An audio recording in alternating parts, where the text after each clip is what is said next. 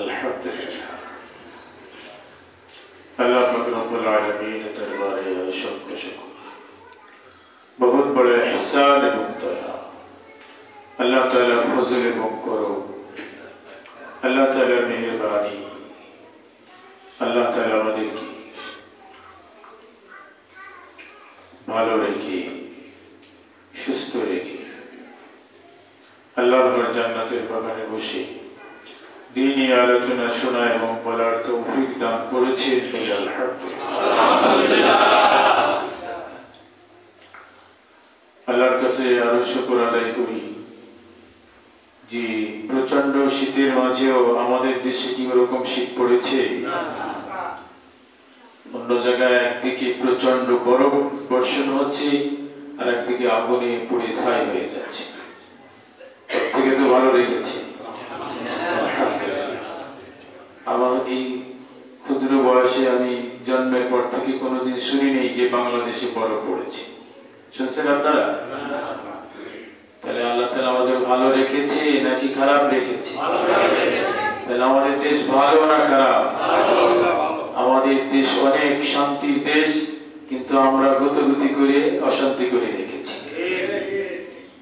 আল্লাহ তাআলা আমাদেরকে নিরাপত্তার চাদরে ঢেকে রাখেন বলেন আমিন আমি আপনাদের মাঝে সূরাত বনি ইসরাঈল কোরআন কারীমের 17তম সূরা এই সূরার প্রথম আয়াতগুলো তিলাওয়াত করেছি এই আয়াতের সাথে সামঞ্জস্য রেখে রাসূল আরবি সাল্লাল্লাহু আলাইহি ওয়াসাল্লামের অসংখ্য হাদিসে মুবারাকা থেকে মেরাজ সম্পর্কিত একটি হাদিস तिलावत करेছি तिलावतকৃত আয়াত এবং হাদিসকে সামনে রেখে রাসূল আরবি সাল্লাল্লাহু আলাইহি ওয়াসাল্লামের মিরাজ সম্পর্কে আলোচনা করব ইনশাআল্লাহ যেহেতু মাস চলতেছে আরবি মাস কি মাস রজব মাস এই মাসে রাসূল আরবি সাল্লাল্লাহু আলাইহি ওয়াসাল্লামের মিরাজ সংগঠিত হয়েছিল এজন্য ওই দৃষ্টিকোণ থেকে সুন্নাহ হলো মিরাজ সম্পর্কে কিছু কথা শোনা এবং আলোচনা করা রাসূল আরবি সাল্লাল্লাহু আলাইহি ওয়াসাল্লামের 23 বছরের জিন্দেগি নবুয়তের কয় বছরের জিন্দেগি 23 বছরের जिंदगी के हजरते मुफस्सिरीन किराम 5 भागे भाग করেছে কয় ভাগে 5 ভাগে ভাগ করেছে কারণ রাসূলের যে जिंदगी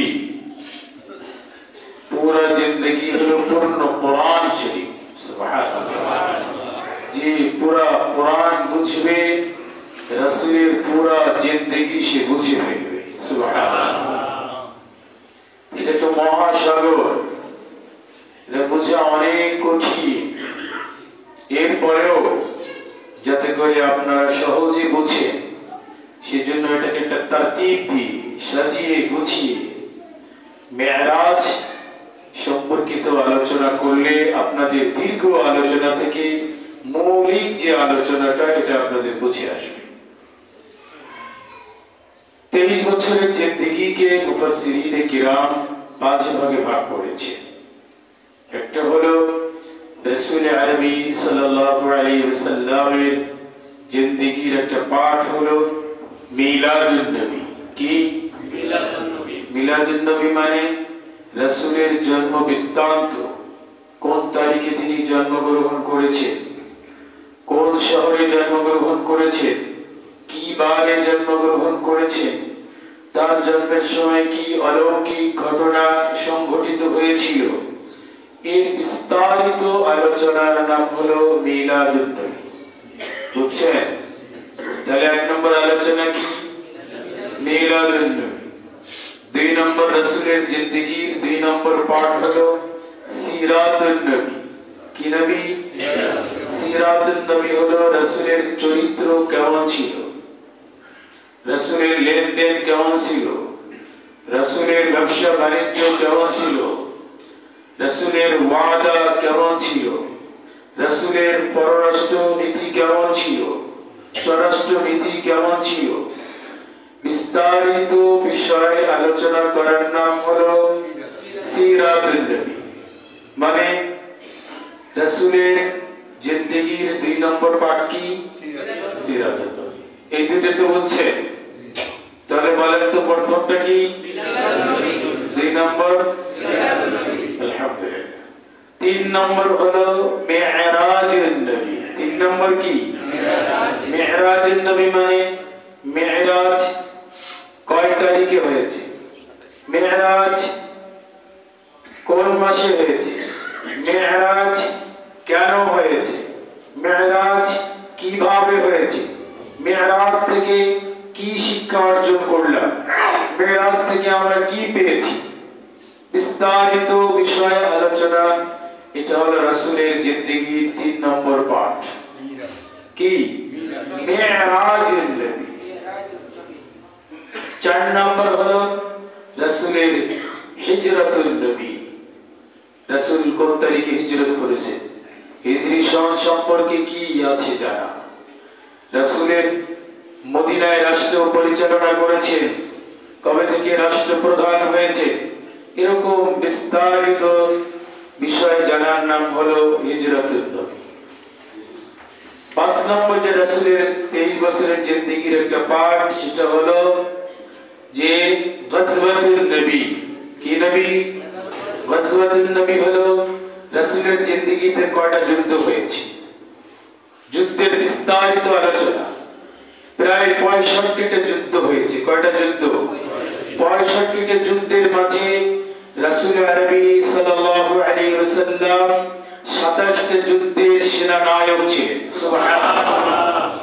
নিজে যুদ্ধ পরিচালনা করেছে, সশরীরে যুদ্ধে অংশগ্রহণ করেছে, প্রধান সেনানায়ক ছিলেন 27টা যুদ্ধের মধ্যে। সুবহানাল্লাহ। কয়টা যুদ্ধ? আর বাকি যুদ্ধগুলো সাহাবায়ে কিরামের মাধ্যমে পরিচালনা করেছে। এটা হলো গজওয়াতুন নবী। তাহলে আজকের আমাদের আলোচনার 5টা বিষয়ে, 5টা পার্টে কত নম্বর পার্ট নিয়ে আজকে আলোচনা? 3 নম্বর পার্ট নিয়ে। কয় নম্বর? 3 নম্বর পার্টে হলো মি'রাজুন নবী। রাসূলের মি'রাজ কোন মাসে হয়েছে? ঐতিহাসিকগণ অনেক মতানক্য করেছে। কেউ বলেছেন রমজানুল মুবারকে হয়েছে। কবে? রমজানে হয়েছে। কোন কোন ঐতিহাসিকগণ বলেছেন রজব মাসে হয়েছে। তাহলে মত কটা হয়ে গেল? একাধিক মত। আর এই মাসের ভিতরে কোন তারিখে হয়েছে, তারিখ নিয়েও কি আছে? মতানক্য আছে। তবে অধিকাংশ ঐতিহাসিকগণ যে তারিখটা উল্লেখ করেছে সেটা হলো রজবের 27 তারিখ। কয় তারিখ? 27 তারিখ। 27 তারিখ উল্লেখ করার পিছনে একটা কারণও আছে, দুর্বল কারণ আছে। কি কারণ? দুর্বল কারণ আছে। এটা আমাদের সকলের দিলের ভিতরে ইয়াকিন এবং বিশ্বাস স্থাপন করতে হবে যে 27 তারিখে কেন এই তারিখটা বেশি প্রসিদ্ধ হলো। প্রসিদ্ধ হওয়ার পিছনে একটা কারণ আছে। ইসলাহি খুতুওয়াতের ভিতরে 15 খণ্ড পাকিস্তানের জাস্টিস বিচারক আল্লামা তকি উসমানী রাহমাতুল্লাহ দামাত বারাকাতুহুল আলিয়া, উনি এখনো জীবিত আছেন। ওনার একটা কিতাব ইসলাহি খুতুওয়াতের ভিতরে এই হাদিসটা বর্ণনা করেছে। রাসূল আরবি সাল্লাল্লাহু আলাইহি ওয়াসাল্লামের পরে আমিরুল মুমিনিন খিলাফাতুল মুসলিমিন হযরতে ওমর ফারুক রাদিয়াল্লাহু তাআলা যখন খিলাফতে আসীন হন, তখন দেখে রজবের 27 তারিখে মানুষরা রোজা রাখে। কি রাখে? রোজা রাখে। উনি বললেন আল্লাহ রাসূলের মিরাজ নির্দিষ্ট কোনো তারিখ হয়নি। 27 তারিখে একটা বর্ণনা পাওয়া যায়, কিন্তু তাই বলে এই বর্ণনা তারিখ অনুযায়ী একটা ভুল আমল প্রচলিত হয়েছিল। সেটা হলো মানুষ মনে করত আরাফার ময়দানে অবস্থান করলে যেমন দোয়া কবুল হয়, একটা হজ হয়, বলে শবে কদরের রজনীতে জাগ্রত থেকে ইবাদত করলে যেমন সওয়াব হয়, এই মেরাজের রজনীতে রোজা রাখলে ওরকম সওয়াব হয়। এরকম আকীদা তাদের ছিল। তখন সমস্ত সায়েমকে লাঠি নিয়ে নিয়ে বলছে তোমরা ইফতারি করো, রোজা ভেঙে দাও। এটা বিদআত। এটা কি বিদআত?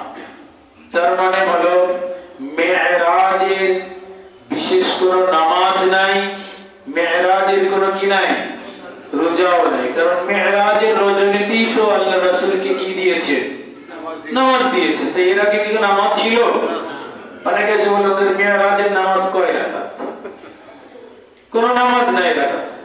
এই জন্য এই ভুল আমল যেন আমাদের সমাজে না হয়েছে। কোনটা ভুল আর কোনটা সঠিক এটা বলার জন্যই কোরআন সুন্নাহর আলোকে এই মিম্বর। এখান থেকে সঠিকটা যেন আলোচনা করতে পারি, আল্লাহ তাআলা তৌফিক দান করেন। আমিন। তাহলে তারিখ নিয়েও কি আছে, মতানক্য আছে, এবং মাস নিয়েও কি আছে, মতানক্য। তবে বিশেষ করে এই মাসে যে হয়েছে মেরাজ, এটা একটা বিশুদ্ধ মত পাওয়া যায় যে রাসূলের মেরাজ কোন মাসে হয়েছে? রজব মাসে। কেন হয়েছে? 2 নম্বর প্রশ্ন কি, কেন হয়েছে মেরাজ? এর প্রায় অনেক কারণ আছে।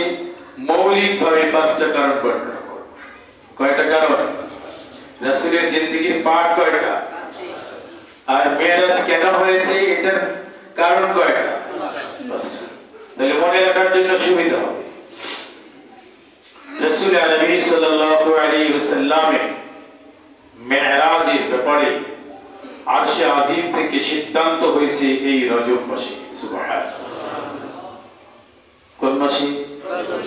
কারণ আরবে কাফের মুশরিকরা তাদের যে সংসদ ভবন ছিল, ওই সংসদ ভবনের নাম ছিল হলো দারুন নাদওয়া।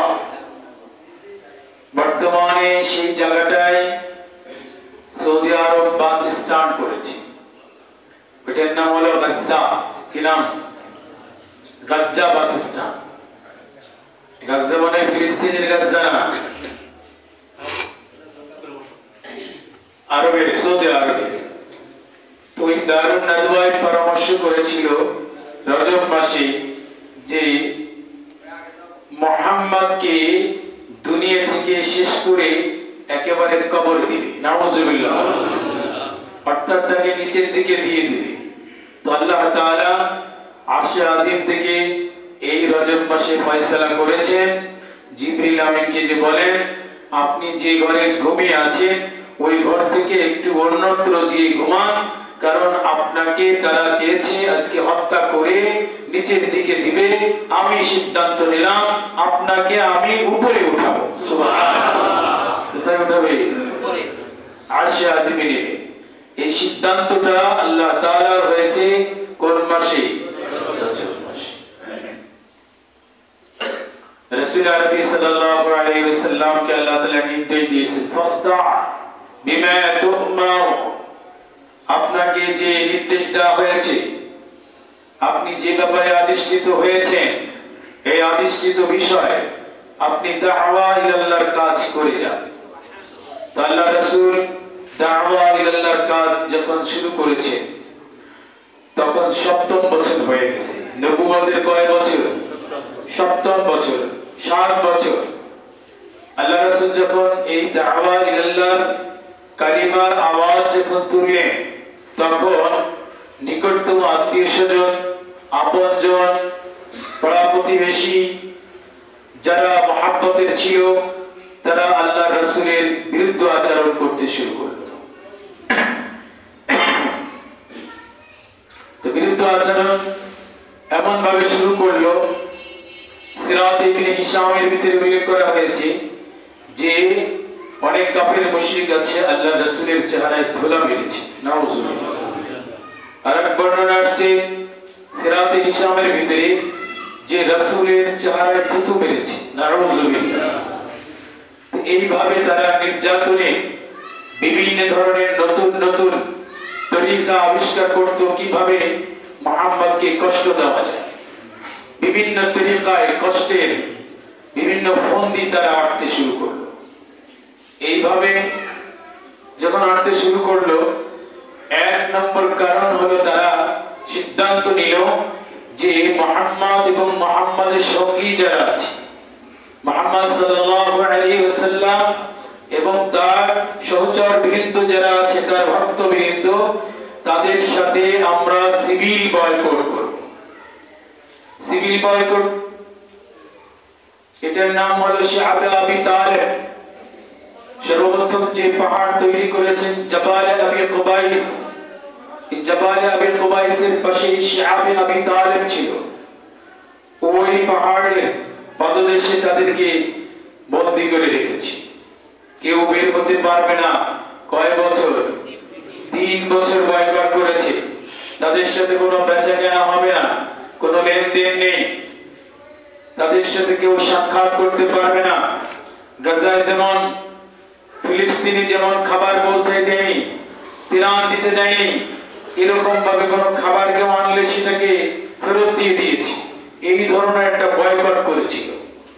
তারিখের কিতাবে লেখে যে 3 বছর পর্যন্ত যে বয়কট করেছে, এটা বাইতুল্লাহ ঝুলায় রেখেছে। 3 বছর শেষ হলে তোমাদের সাথে কথাবার্তা, বাইতুল্লাহ ঝুলায় রেখেছে। 3 বছরের ভিতরে খাদিজাতুল কুবরা রাদিয়াল্লাহু তাআলা মাঝে মাঝে খাবার নিয়ে যেতে, তো পথে যে এই খাবারগুলো তার কাছ থেকে কেড়ে নিয়ে যেত। এমন এক পর্যায়ে হয়েছিল, তারিখের কিতাবে লিখেছে সাহাবায়ে কিরাম রাসূল আরবি সাল্লাল্লাহু আলাইহি ওয়াসাল্লামের সহচরবৃন্দ যারা ছিল, তারা গাছের পাতা খেয়েছে। কি খেয়েছে? এখন প্রশ্ন হবে, মরুভূমির ভিতরে গাছ আসলে কোথায়? গাছ ছিল তো, কি ছিল? গাছ ছিল।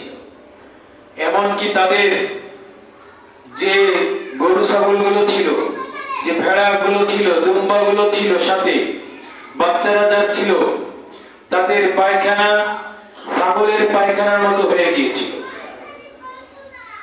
তারিখের কিতাবে লিখে যে প্রত্যেক মা বোনের স্তনের ভিতরে দুধ শুকিয়ে গিয়েছিল। এমন এক হালাত চলতেছিল। আরশে আজিম থেকে ফয়সালা আসছে, জিবরিল আমিনকে পাঠিয়েছে, যাও বাইতুল্লাহ যাও, দেখো তো বাইতুল্লাহ যারা চুক্তিনামা করেছিল ওটা আছে নাকি ঠিক মতো। সুবহানাল্লাহ বলে। জিবরিল আমিন এসে দেখে চুক্তিনামা সব ওই পোকায় খেয়ে ফেলেছে, শুধু আল্লাহ শব্দটা বেঁচে আছে। সুবহানাল্লাহ। কোন শব্দটা আছে? আল্লাহ আছে। এখন গাজায় এই যে ক্যালিফোর্নিয়াতে যে আগুন ধরেছে, ওর ভিতরে মসজিদ আল্লাহ তাআলার এক নিদর্শন দাঁড়িয়ে সাক্ষী দিচ্ছে যে আল্লাহ এক শক্তিমান আছে। সুবহানাল্লাহ। সব পুড়ে কি হয়ে গেছে? ছাই হয়ে গেছে। তারা চুক্তি করেছে। ট্রাম্প যখন শপথ নিবে তার আগে বলেছে যে আমি যদি এবার ক্ষমতায় আসি, তাহলে যত ডলার প্রয়োজন সব ডলার দিয়ে, মার্কিন ডলার দিয়ে হলো তাদেরকে আগুনে একেবারে এক অগ্নিকাণ্ড করে তাদের শেষ করে দিব। তাদেরকে, ফিলিস্তিনিদেরকে। আর আল্লাহ তাআলা তার জবাব দিয়ে দিয়েছে। যার জবাব, কুদরতি জবাব কি হয়ে গেছে? হয়ে গেছে। আমরা খুশি না, মানুষ তো মরে যাচ্ছে, কিন্তু ফয়সালা কার? তুমি যে আমল করবে ওই আমলের ফলাফল তোমাকে ভোগ করতেই হবে। ইন্নাহু লা ইফলিহুস সালিমুন। আল্লাহ বলেন জালিম যারা, তাদের কখনো বিজয় হবে না। তাদের কি হবে না? বিজয় হবে না। ইন্না রাব্বাকা লাশাদীদ, মানে তোমার প্রভুর যে ধরা পকড়াও, এটা অনেক মজবুত এবং শক্ত। এমন মজবুত ভাবে ধরেছে, 70,000 দমকল এসে কি করতেছে? নিবানোর জন্য চেষ্টা করছে। 75,000 এরকম দমকল বাহিনী, তারা এটা আগুন নির্বাপিত করার জন্য পাশেই সাগর পানি এনে দিচ্ছে। কিন্তু এটা বাতাসে 160 কিলোমিটার বেগে এটা এমন বাতাস বইছে যে এটা উড়ে উড়ে যে আর এক জায়গায় যে নতুন ভাবে ধরছে। আল্লাহ তাআলার কুদরতি ফয়সালা। আল্লাহর নবী, আমার ধারণার ভিত্তিতে বলছে, আল্লাহর নবী যদি এই জামানায় থাকতেন তাহলে আল্লাহ রাসূল বলতেন যেটা আল্লাহর পক্ষ থেকে গজব। কি হচ্ছে এটা তো আমরা জানি না, এটা গজব না শাস্তি না কি, কে ধরাই দিয়েছে না হইছে, এটা তো আমাদের কি নাই, জানা নাই। কিন্তু আল্লাহ তাআলার ফয়সালা, যে হলিউডের যে প্রধান নেতা ছিল সে ঘোষণা করেছিল যে যুদ্ধ বিরতি করা হবে না, কিন্তু এখন কি হয়েছে, যুদ্ধ বিরতির ঘোষণা আসছে। তো ফয়সালা কোত্থেকে হয়? আসমান থেকেই ফয়সালা হয়। তো যে বলতেছিলাম বয়কট করেছে কয় বছর? 3 বছর তারা অনেক নির্যাতন করেছে। তো জিবরিল আমিন এসে আল্লাহ রাসূলকে কানে কানে শোনায় দেয় যে বয়কটের যে তালিকা ছিল, চুক্তিনামাটা শেষ, শুধু আল্লাহর নামটা আছে, এখন সুযোগ বেরিয়ে যাওয়া। এই কথা শোনার পরে আল্লাহ রাসূল বের হন না। আল্লাহ রাসূল চাচাকে ডাক দিয়েছে, আবু তালেবকে ডাক দিয়ে বলেন যে জিবরিল আমিন তো এসে আমাকে বলল চুক্তিনামা নাকি শেষ, ওই পোকায় খেয়ে ফেলেছে। এটা বলার পরে উনি এলান করে দিলেন যে তোমরা আস্তে আস্তে কি হও, বের হও। এরপর আত্মীয় স্বজন আসা শুরু করলো, সকলের সাক্ষাৎ শুরু হলো, ত্রাণ দেওয়া শুরু হলো, সাহায্য সহযোগিতা আসলো। এইভাবে প্রথম যে বয়কট করেছে, আল্লাহ রাসূলের দিলের ভিতরে অনেক কষ্ট আসছে। কি আসছে? অনেক কষ্ট। আমাদের দেশে অনেক নেতারা আছে না, যদি কোনো মিশনকে জয় করতে পারে, কয়েকজনকে হত্যা করতে পারে, তাহলে বিদেশে কি করে? সফর দেয়। কি করে? বিদেশ সফর। বুঝতেছেন মাসআলা? বিভিন্ন মিশনে যদি সে জয়লাভ করতে পারে, তার পুরস্কার দেয় কি? বিদেশ সফর। আল্লাহ রাসূল কষ্ট করেছেন, নির্যাতিত হয়েছে, নির্যাতিত হওয়ার পরে এত কষ্ট পেয়েছেন, তো আল্লাহ রাসূল দিলে অনেক কষ্ট। এমন সময় এই কষ্টের পরে আরেক মুসিবত এসে আল্লাহ রাসূলের উপর পড়েছে। আমরা বলি না যে হুজুর কি হলো, এক মুসিবতের পর আরেক মুসিবত, এক মুসিবতের পর আরেক মুসিবত। রাসূলের জিন্দেগি দেখেন, রাসূলের জিন্দেগি যে আল্লাহ তাআলা আল্লাহ রাসূলকে আপন করবেন, আল্লাহ রাসূলের মাহবুব বন্ধু বানাবেন, সব ভালোবাসা টুকু আল্লাহ তাআলার জন্য হবে। এর জন্য আল্লাহ তাআলা জন্মের পূর্বেই বাবার ইন্তেকাল ঘটিয়েছে। কখন? জন্মের পূর্বেই। কারণ একটা মহব্বতের অংশ, বাবার প্রতি সন্তান মহব্বত করে, আর বাবাও সন্তানের প্রতি কি করে? মহব্বত ফেলে। এজন্য ওই মহব্বতের একটা অংশ আল্লাহ তাআলার সাথে যেন এক হয়ে যায়, এজন্য বাবার ইন্তেকাল হয়েছে জন্মের পূর্বে।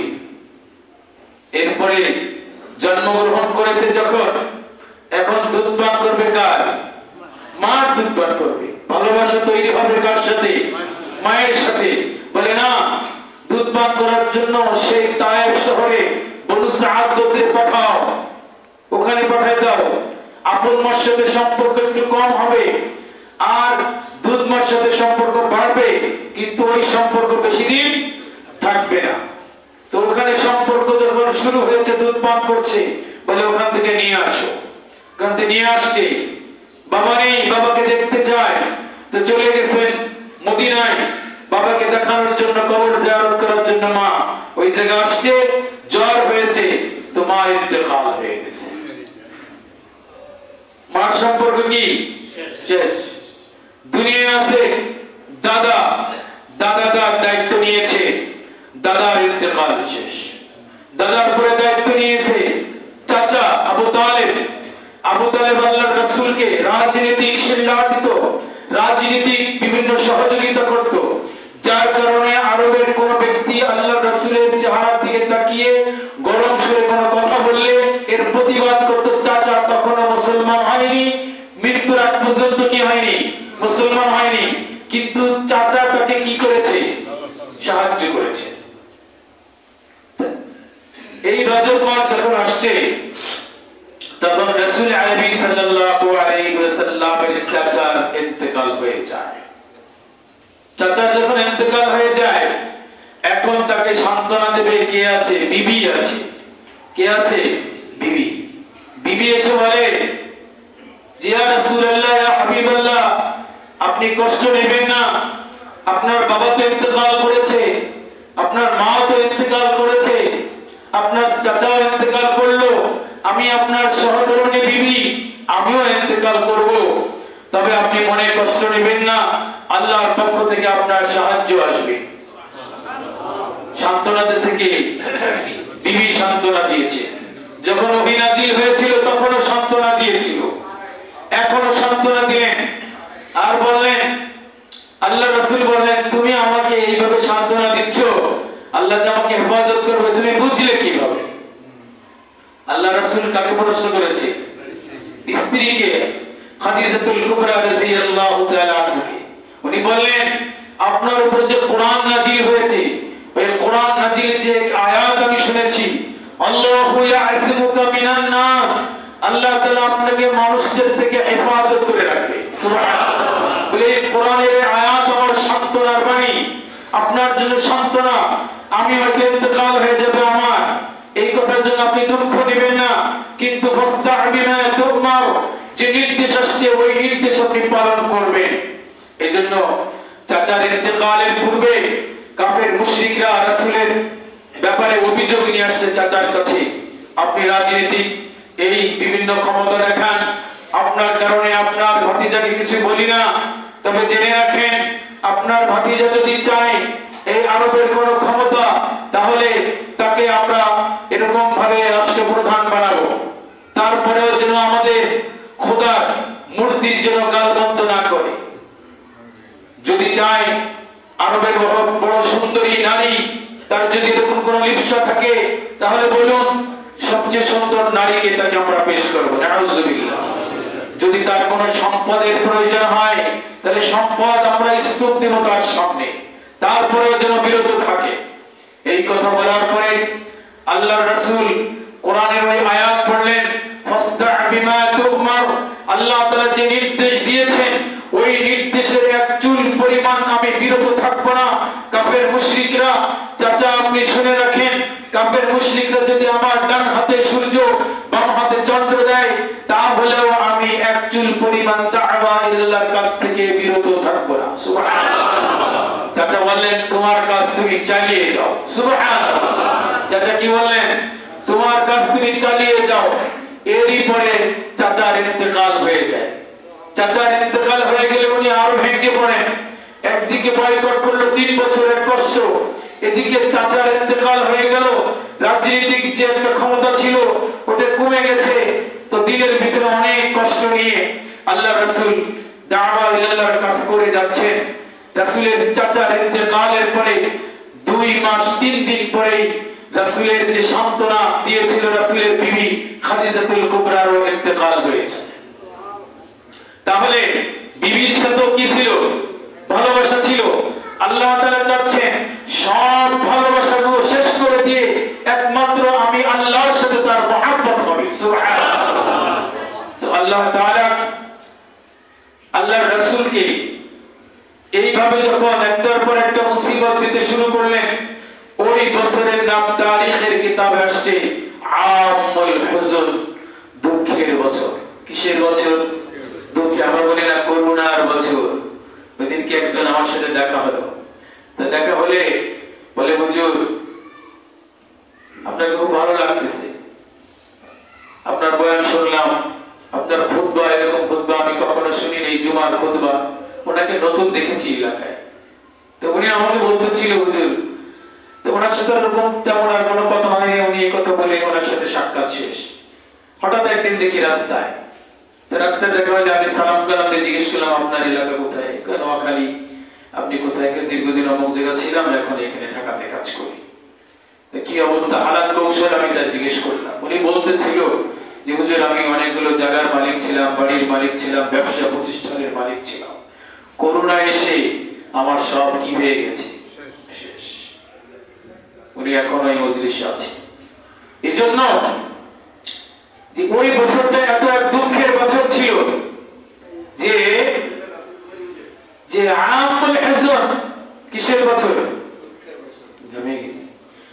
আমুল হুজুন, দুঃখের বছর। এরপরে এখন তো আর কেউ নাই সান্ত্বনা দেওয়ার, সব কিছু ছেড়ে দিয়ে চলে গেলেন আল্লাহ রাসূল তায়েফে। কোথায় গেলেন? তায়েফে গেলেন। এক নম্বর কারণ চলতেছে কিন্তু, কেন মেরাজ হয়েছে? কেন মেরাজ হয়েছে? আল্লাহ রাসূল চলে গেলেন তায়েফ শহরে। তায়েফ শহরে যেখান থেকে দাওয়াত দিতে শুরু করেছেন, যে জায়গাটা থেকে পাথর মেরেছেন ওই জায়গাটা এখনো আছে। আল্লাহ রাসূলকে যখন পাথর মেরেছে, পাথর মারার পরে উনি যেখানে বিশ্রাম নিয়েছে, এক ইহুদির বাগানে গিয়েছে। অনেক লম্বা ঘটনা। ওখান থেকে আঙ্গুর এনেছে খাদেম, তার নাম ছিল আদ্দাস। ওই খাদেম যখন আল্লাহ রাসূলের খেদমত করেছেন, তো আল্লাহ রাসূলের চেহারা দেখে তার ঈমান এনে ফেলেছে। সুবহানাল্লাহ। তো সেই খাদেমের নাম হলো আদ্দাস রাদিয়াল্লাহু তাআলা আনহু। এখন সেই মসজিদ আছে, মসজিদ আদ্দাস অথবা মসজিদ রাসূল বলে। ওই জায়গায় আল্লাহ রাসূল বিশ্রাম নিয়েছিলেন। তো আল্লাহ রাসূলের রক্তাক্ত হয়েছে। খাদিজাতুল কুবরার ইন্তেকালের পরে আল্লাহ রাসূল একাধিক বিবাহ করেছেন। তার একজন বিবি ছিল কুমারী বিবি, তার নাম ছিল আয়েশা সিদ্দিকা রাদিয়াল্লাহু তাআলা। তিনি বলেন যে একদিন আল্লাহ রাসূলের জামা উঠাইছি, জামা উঠে দেখে আমি চিৎকার দিয়েছি।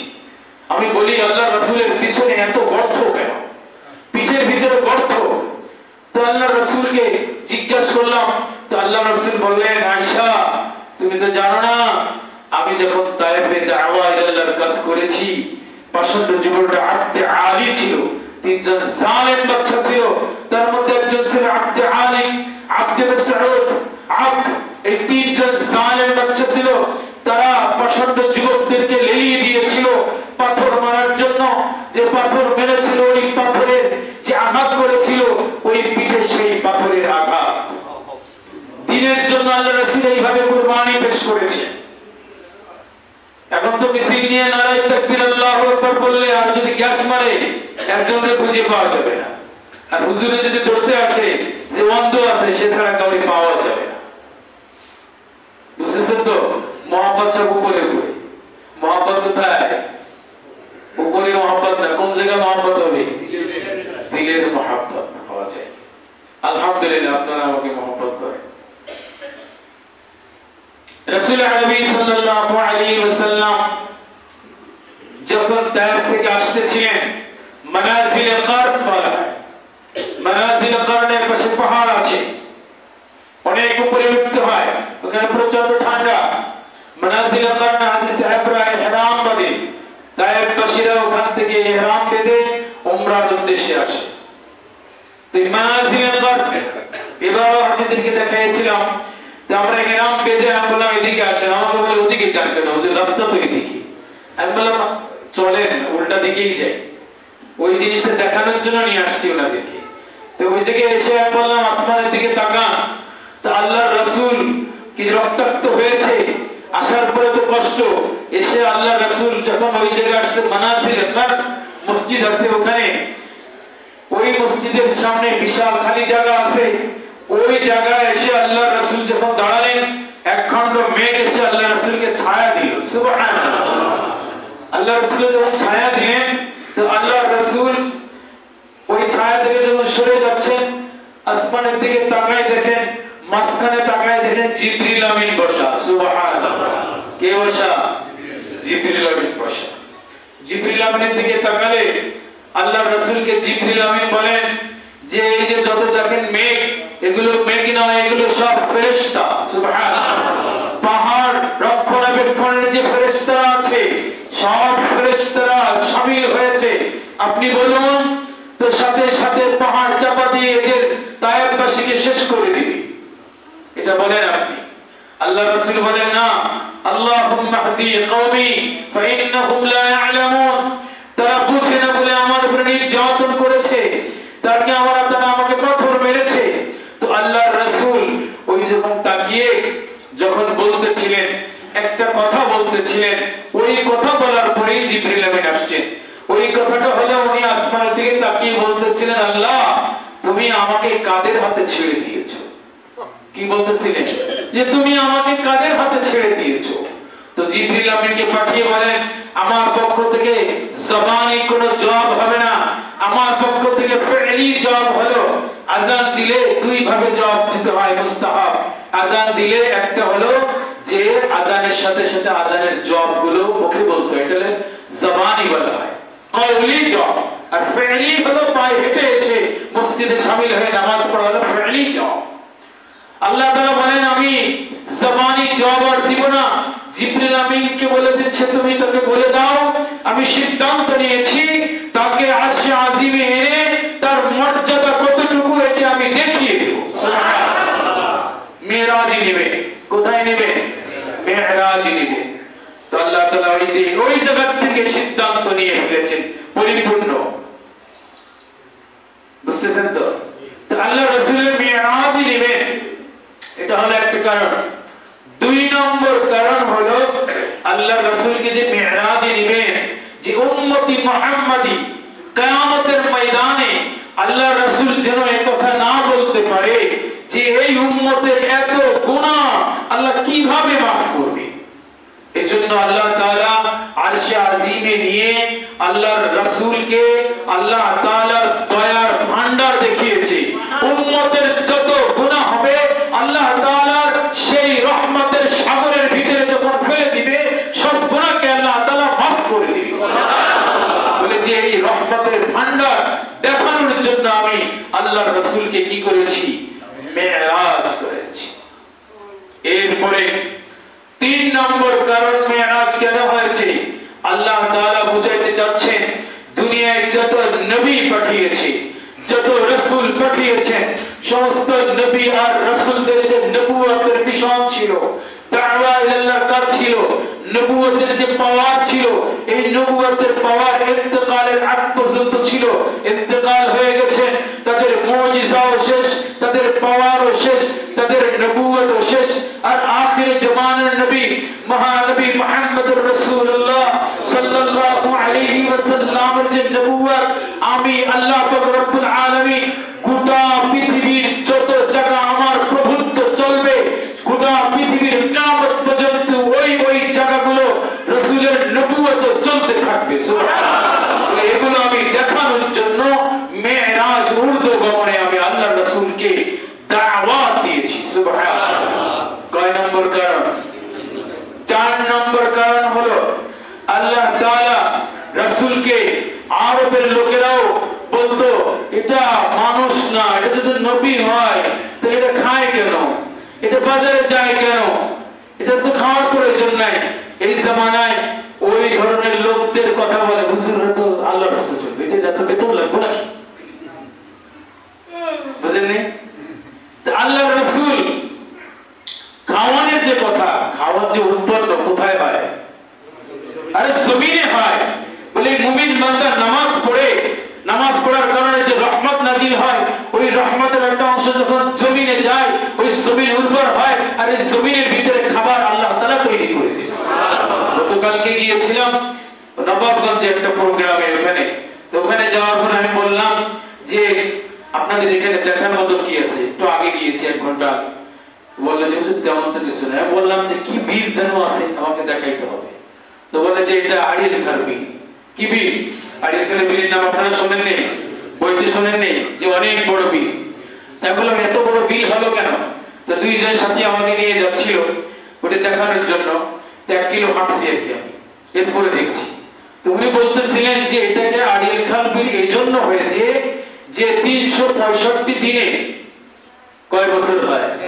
1 বছর। বলে 1 বছরের যে খাবার তৈরি হবে, 1 বছরের খাবার যতটুকু প্রয়োজন তার 2.5 দিনের খাবার এই আড়িয়াল খার বীর থেকে উৎপন্ন করে আল্লাহ। সুবহানাল্লাহ।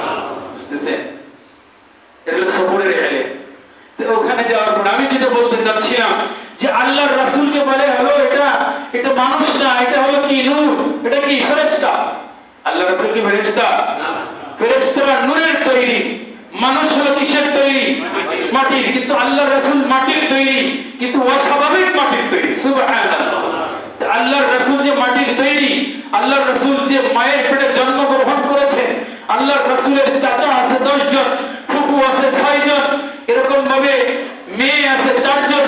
তাহলে বোঝা গেল কি আল্লাহর রাসূল জন্ম হয়েছে? জন্ম হয়েছে কিনা? তাহলে আল্লাহর রাসূল যদি জন্মগ্রহণ করেন উনি কি ফেরেশতা? না।